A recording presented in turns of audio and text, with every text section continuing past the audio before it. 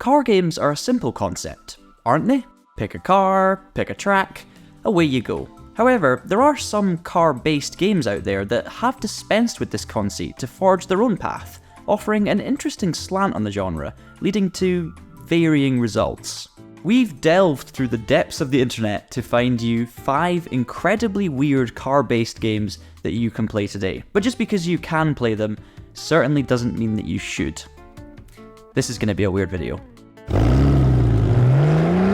Now, for the first one, I was going to tell you about a game called Stick Shift, but genuinely, that is far better left in those depths of the internet I was talking about earlier. Never to be seen again. So instead, let's start with a game that's shifting feature is worth looking at. Although the Driver franchise featured some fabulously simple car chase games, Driver San Francisco was the first to introduce this aforementioned shift mechanic, where players could teleport into the driving seat of any nearby vehicle. The original concept was, the city is full of 1,000 lives, choose one, and live a life and kind of swap and see it from all these different perspectives. So early days, the concept was really, what would it be like to be, in a cops and robbers chase, and then suddenly be a cop, and then suddenly see it from the perspective of a robber.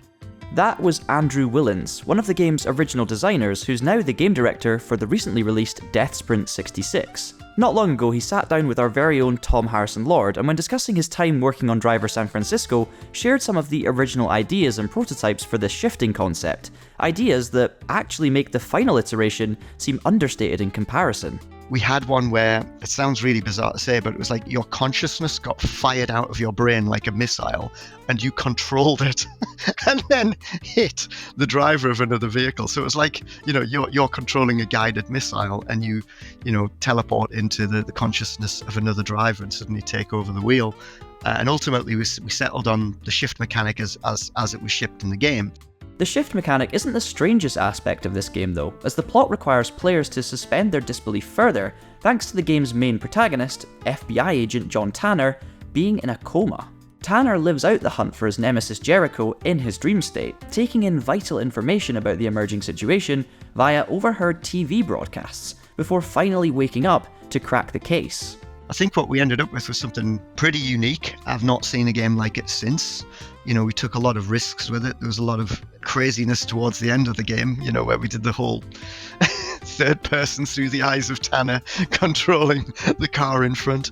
There's some interesting moments.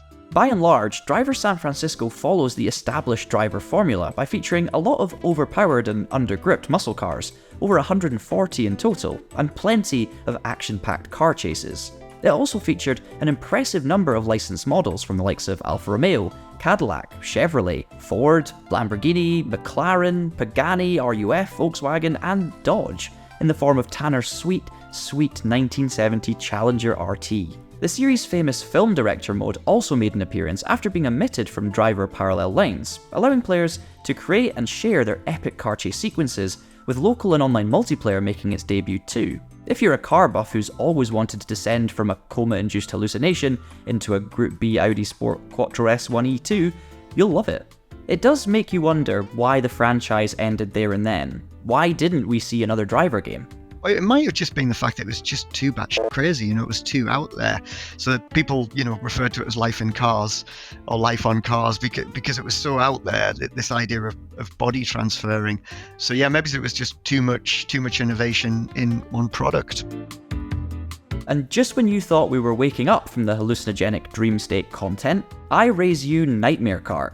It's a Bloodborne-inspired kart racer that's recently shorn its licensing issues to become a standalone release in its own right. Although still clearly inspired by From Software's epic RPG, Nightmare Kart's unique twist is that it crosses Bloodborne's gothic-inspired aesthetic with the battling mechanics of Mario Kart to produce, well, a good game. And this one is free to download on PC, it's operating via a pay-what-you-want policy. Developer Lilith Walther has also added another twist, in that Nightmare Kart has been produced as an original PlayStation-era demake, giving it extra horror-tinged charm. It's just one click of a button to get all of the CRT effects on or off, which I absolutely love, so you can make it full PlayStation 1 mode with it on, and it just looks very, very genuine. It's such a nice touch. So much effort has gone into this. Game mechanics from the Nintendo Classic, like drifting and boosting, are present and correct, with multiplayer split screen, stunts, and a varied cast of characters fleshing out the game's campaign mode. And if you've ever fancied offing a Goomba with a shotgun mid-Mario Kart battle, then you're gonna feel right at home here. Weapons pickups, big guns rather than banana skins, help take care of the myriad of monsters littering the game's 15 tracks, including extra challenging boss fights. Mamma mia. I'm drifting a boar. Never something I thought I would do. Oh my god. The best bit is, Nightmare Kart is actually a well-made kart game with convincing handling mechanics. Take that, Bowser.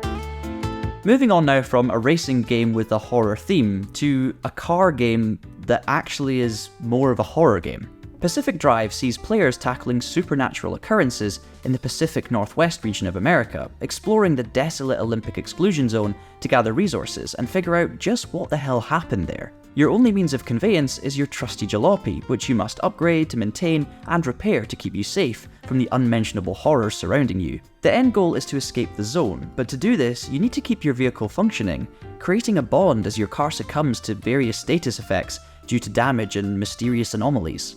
Ultimately, you care about your car because it cares for you, with your garage headquarters acting as a safe haven between missions. That looks like what we need.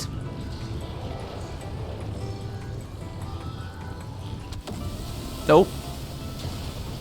That's bad. Through its challenging gameplay and atmospheric, otherworldly setting, Pacific Drive is the true definition of Drive to Survive. If you're in the market for some new sim racing hardware, then we might have something of interest for you. You can now get a 5% discount on all Asetek SimSport products, whether that's a wheelbase, a steering wheel, pedals, or any other accessories and customization options. Doing this is a win-win because you guys get cheaper hardware and obviously it helps support our channel as well. So if you want to get involved, check out the link in the description down below and use the code TraxionGG before you check out to get that 5% discount. Back to the video.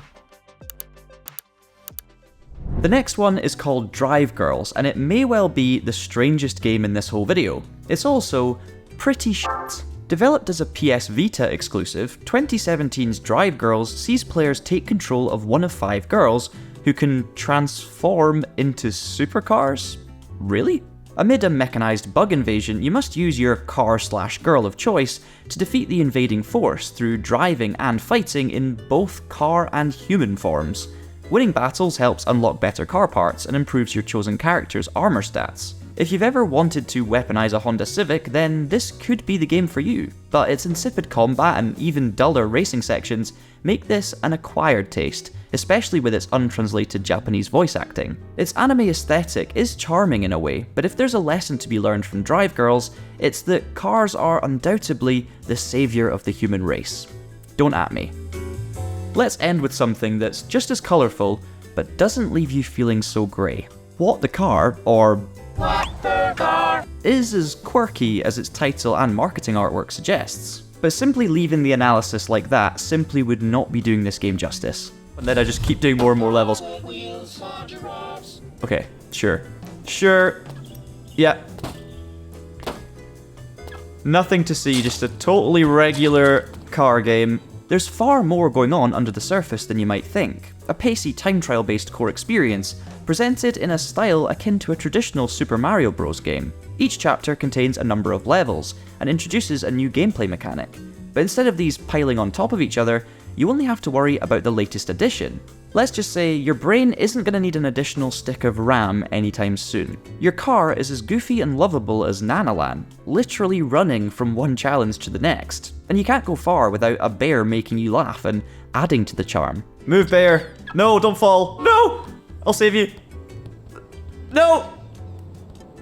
No! I'm so sorry!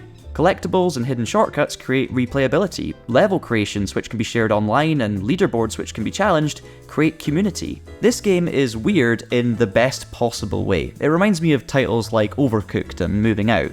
Playful and endearing in terms of its style and concept, but all of this masking a beautifully crafted game that could be enjoyed by anyone that's comfortable with not taking life too seriously. I can see why it's so popular right now. So those are 5 incredibly weird car-based games. Some good, some bad. But I want to know as well down in the comments below if you have any suggestions for more weird car-based games. Obviously we've covered 5, we already know of at least 5 more incredibly weird games, and I'm sure you guys will have lots of suggestions that we've not thought of yet, so maybe we can make a sequel to this video. If you've enjoyed it or found some new games that you want to try out, please do leave us a like to show your appreciation, and of course subscribe to the Traxion channel so that you don't miss future videos like this and other racing game based videos of all kinds. Until next time, thank you so much for watching and have a great day.